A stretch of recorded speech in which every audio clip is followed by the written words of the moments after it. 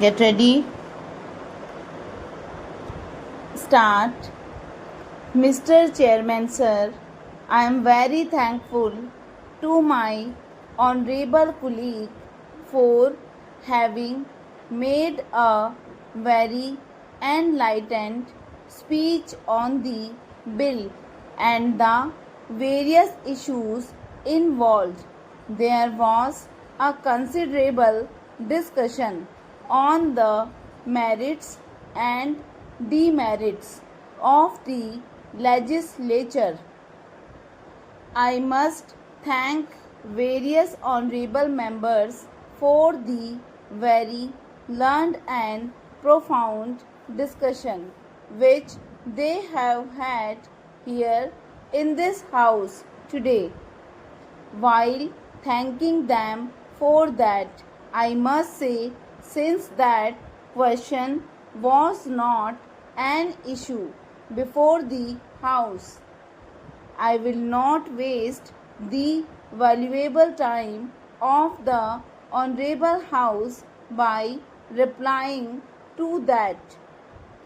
In the statement of objects and reasons of the bill, it has been stated that equal representation is the main object of federalism or something to that effect.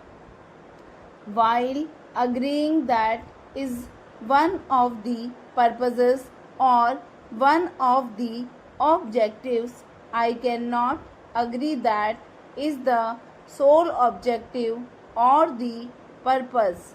Considerable discussion has taken place amongst the constitutional pundits. Essays have been written, books have been written about this question. While conceding to what my honorable friend has said, that it is one of the purpose, the modern trend seems to be, as one of the constitutional writers has said, that it is not the equality of the states that is the main purpose, but what it calls it is the essence of statehood that is the main purpose.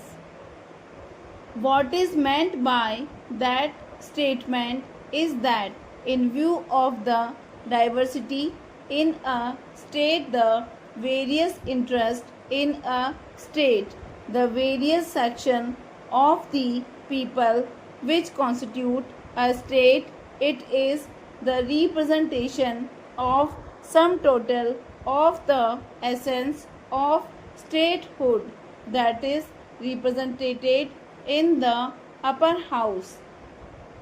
I think there is much to be said on that.